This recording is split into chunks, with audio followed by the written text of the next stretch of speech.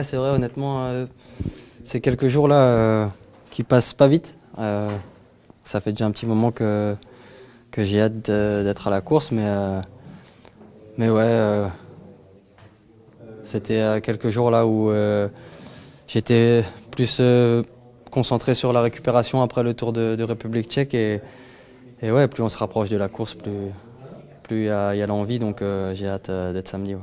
Est-ce qu'on est un peu galvanisé par tout ce qui se passe autour, notamment Léon Marchand hier et toutes ces médailles françaises?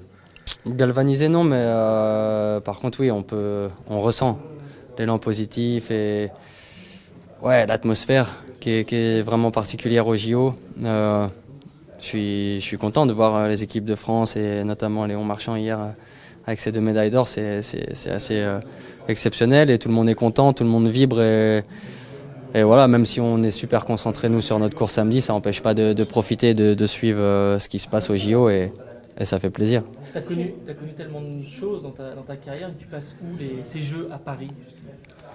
Ça a une place unique, hein. Je pense que ouais, déjà j'ai hâte d'y être, de vivre la course, mais c'est incomparable aussi même je pense à Rio.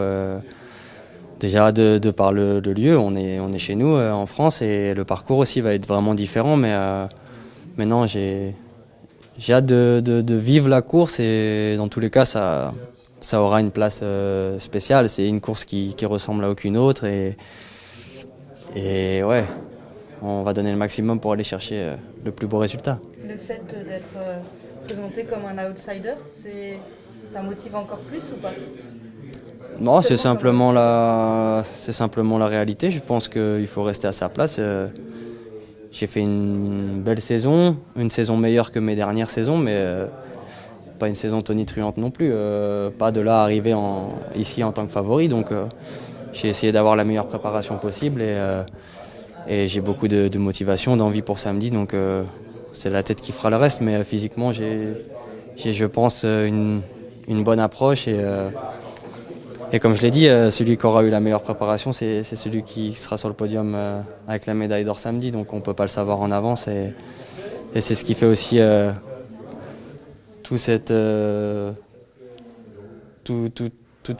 atmosphère avant les JO où ouais, il y a beaucoup d'incertitudes sur ce qui va se passer dans la course, sur la gestion, sur les favoris. Mais en tout cas, on est motivé. Ouais. Est-ce que tu es allé voir la côte de Montmartre? Non, on y va cet après-midi. D'accord, tu l'as pas encore vu? Non.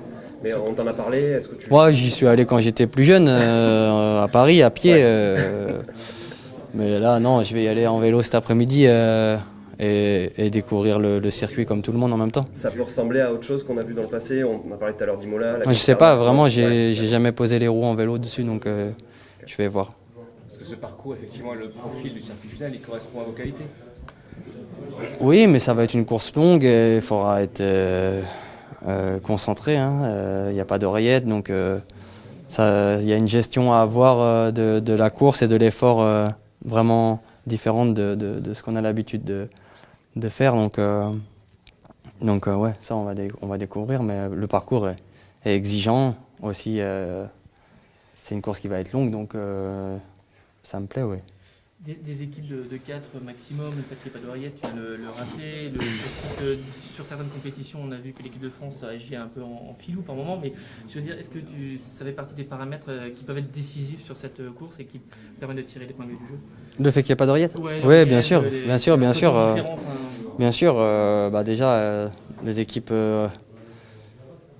de 4, de 3, de 2 et beaucoup d'individualité, pas d'oreillette. Ouais. Tout ça, ça fait que ces JO sont spéciaux et la course va être spéciale. Donc il faudra bien communiquer entre nous, avoir une bonne lecture de la course et prendre des décisions au moment M, quoi. Hormis la distance, ça ressemble à des courses de jeunes, non? Un peu, on retrouve cette inspiration, cette folie qu'on pouvait connaître.